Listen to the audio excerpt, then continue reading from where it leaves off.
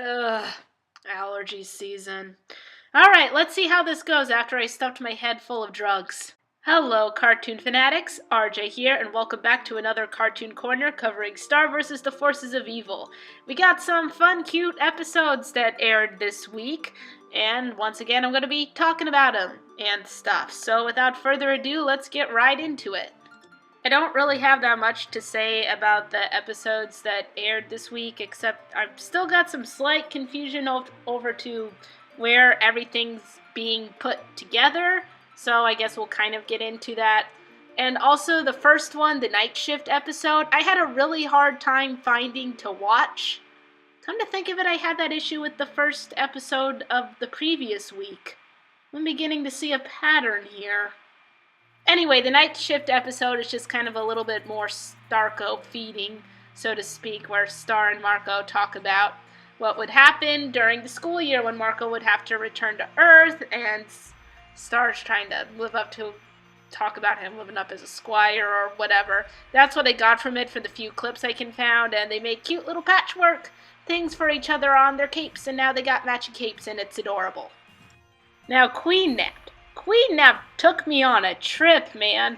We start thinking that Eclipsa's been kidnapped and held for ransom, and it's up to Star, Marco, Jana, and Ponyhead to find the perpetrators and get Eclipsa back. We go on this huge journey, and throughout all the fighting and discoveries and trying to piece together where Eclipsa is with all these riddles, Ponyhead's filming the whole thing because, well, she's Ponyhead. We wouldn't expect otherwise from her.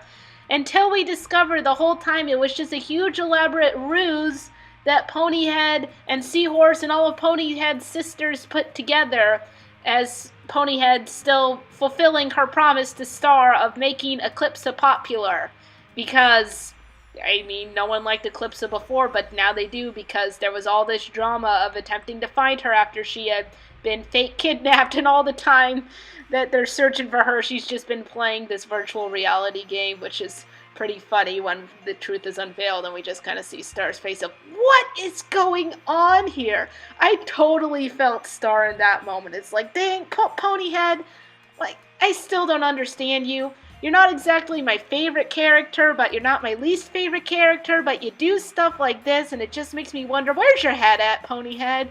You don't have the rest of your body. You have the head. That's the only thing you have, so why doesn't it work? And then we get Junk and Jana, which was this pretty sweet episode of Jana and Tom doing junkyard adventures together because Star and Eclipsa were busy dealing with the Magical High Commission.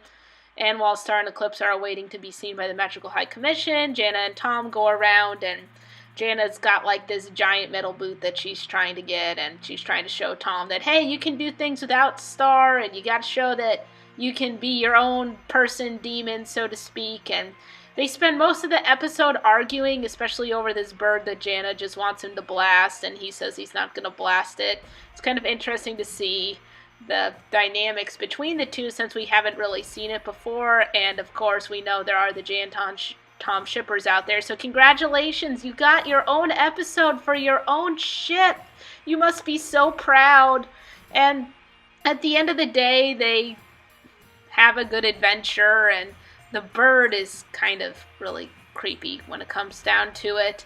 And the Magical High Commission, which I'm going to get into now, they supposedly had found this magical influx, which Star and Eclipsa just insist that, oh, it's just all coming from them, and the Magical High Commission is just being anti-Eclipsa, so they're trying to get her out by saying, oh, there's this huge magical influx going exactly where you live, and this isn't good, I wonder how this can be happening. But actually, when you look at the animation on their faces, it almost seems like it's not coming from Eclipsa or Star or Glossaric or even Meteora. That there's something else going on in the Monster Temple that none of them know about. And that's slightly terrifying, but not as terrifying as discovering that Mina has somehow recreated the Solarian soldier spell thing to turn regular creatures into superhuman soldiers, and she did that to her crow or her raven. I'm not sure if it's a crow or a raven. So the raven's just like this giant buff evil bird thing. So now we got Mina and a bird piecing together this huge old piece of armor that looks like it might have come from Independence Day, possibly. It kind of reminded me of that episode of season 1, the armor that Star put together for that historical reenactment, because we know that Mina's just trying to recapture the past at this point, and she's not really thinking. So that's kind of a threat. So does this mean Mina's the main threat? But we've also got this unknown magic force happening in the temple. Is that the threat? I don't know anymore, and the next episode just kind of leaves more questions of exactly where is this all connecting and who's the big evil that we might be fighting. So now, on top of all of this, we get a spell with no name, which dives back into the wand again. And a lot of us were wondering about these Into the Wand episodes, now that it's Eclipse's wand, what happens to Star's spells, because she can do magic with her hands now. Like, are they in her hands or what? So it turns out all of Star's spells are still in the wand. In fact, all of the Queen's spells are saved in the wand itself, and it's got like this huge corridor, and each room is each Queen's set of spells that they create when they become Queen. So Eclipse's spells run into Star's spells, and Eclipse's spells are out to catch this rogue spell, which is supposedly Eclipse's darkest spell.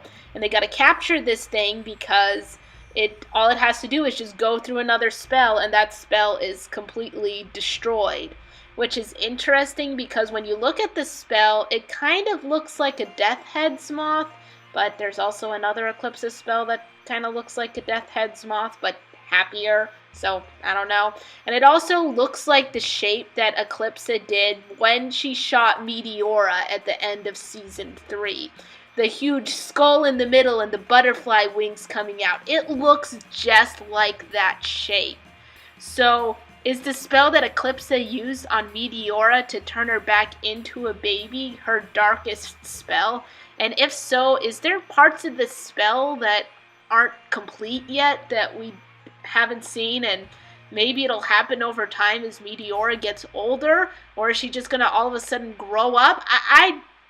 I don't know, but this was interesting to watch, not only to see some more intricacies of how the wand itself works and the fact that all of the Queen's spells are actually in the wand, which presents the idea that any queen can dig up old spells and be able to use them. You know, it makes sense because they're all already there in the wand. But now, like, what is going to be the real potential threat? It seems like we got a lot of different threats happening for this season at the moment. We're still not completely sure if Eclipse is totally good or not. Then there's the idea that Globgor may or may not be freed. There's this idea that possibly maybe Toffee would come back somehow or some way since we saw him in the past. There was an idea that Glossaric is actually evil after that whole time travel episode because he seems to be messing around with things a lot. And now, of course, we got Mina as sort of more of the more obvious threat because she's just out to get Eclipse.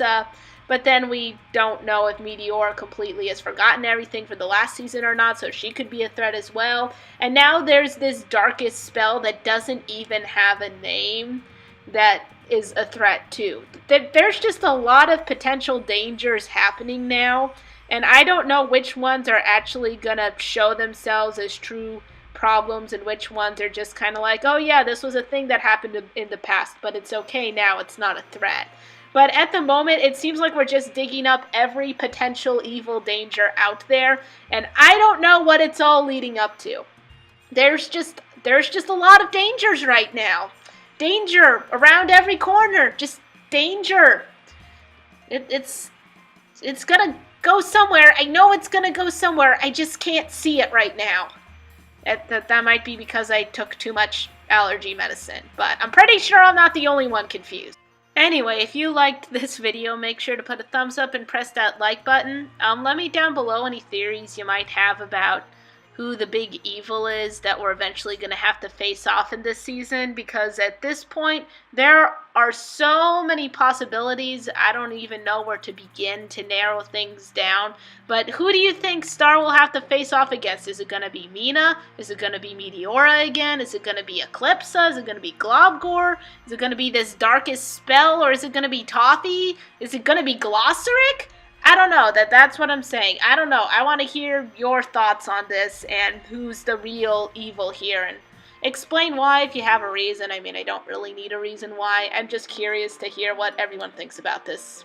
So feel free to comment if you want to.